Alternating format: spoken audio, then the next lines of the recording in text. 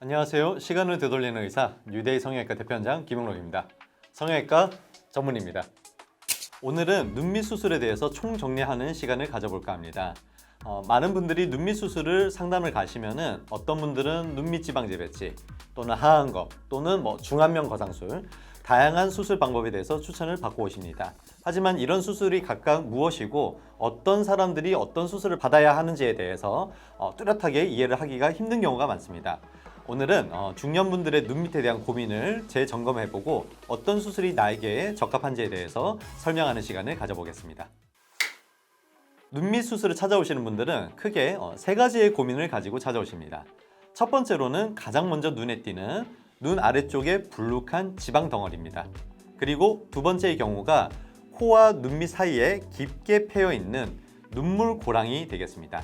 마지막 세 번째는 나이가 먹어가니까 겉에 있는 피부와 근육도 축 처짐이 생기시겠죠.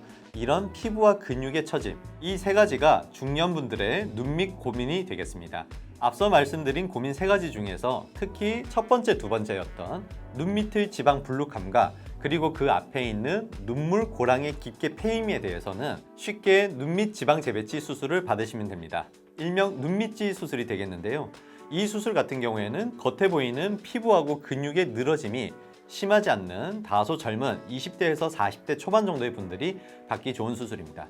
이 수술의 가장 큰 장점은 수술의 대부분의 접근이 눈 안쪽에 있는 빨간 결막을 통해서 들어가기 때문에 겉으로 특별한 흉터가 없고 출혈이 잘 조절이 된다면 대개 3에서 4일 정도가 지나면 약간의 눈 밑에 노란 먹만 들었다가 가라앉기 때문에 굉장히 회복이 빠른 것이 가장 큰 특징이 되겠습니다.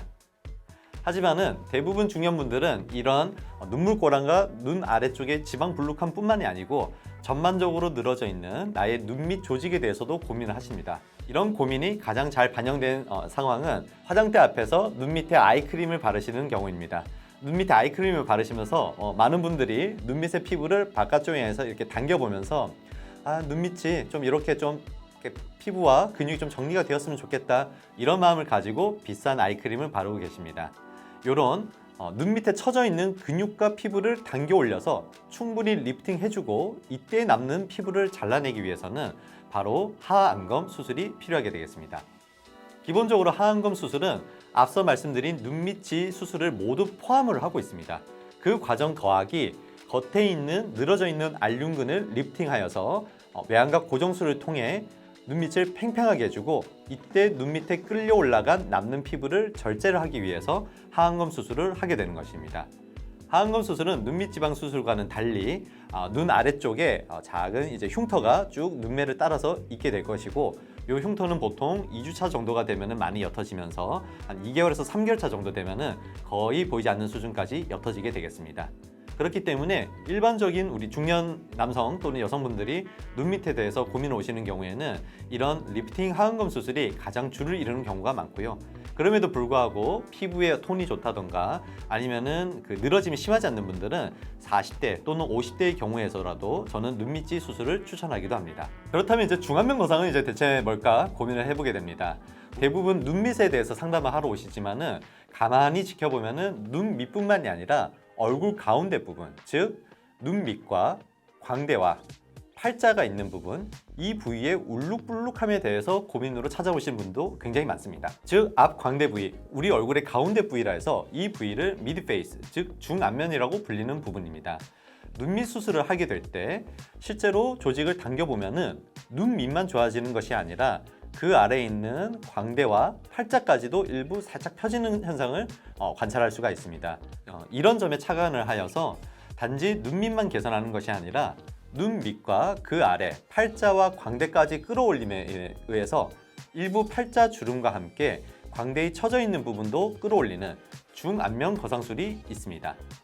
중안면 거상술은 앞서 하안검 수술이 눈밑지 수술을 모두 포함하고 있듯이 중안면 거상술은 하안검 수술의 과정을 모두 포함을 하고 있습니다.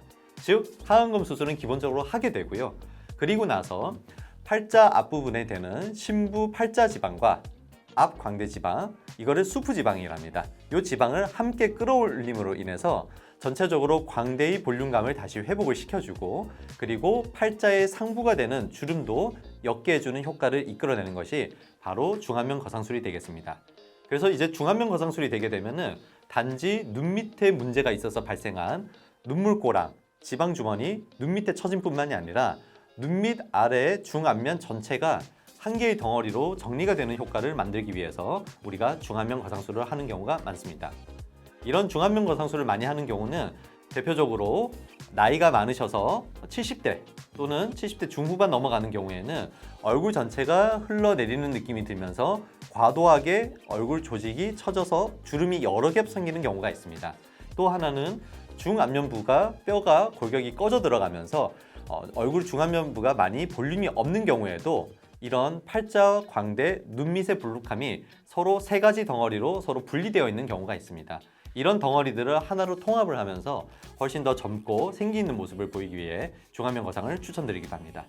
즉, 눈밑 지방 재배치와 하안검 수술, 중안면 수술은 모두 다 눈밑에 대한 수술이 되겠고 눈밑지 수술이 가장 작은 수술이 되고 눈밑지 과정을 모두 포함한 상태에서 피부와 근육을 리프팅해서 눈 아래의 조직을 정리하는 것이 하안검 수술.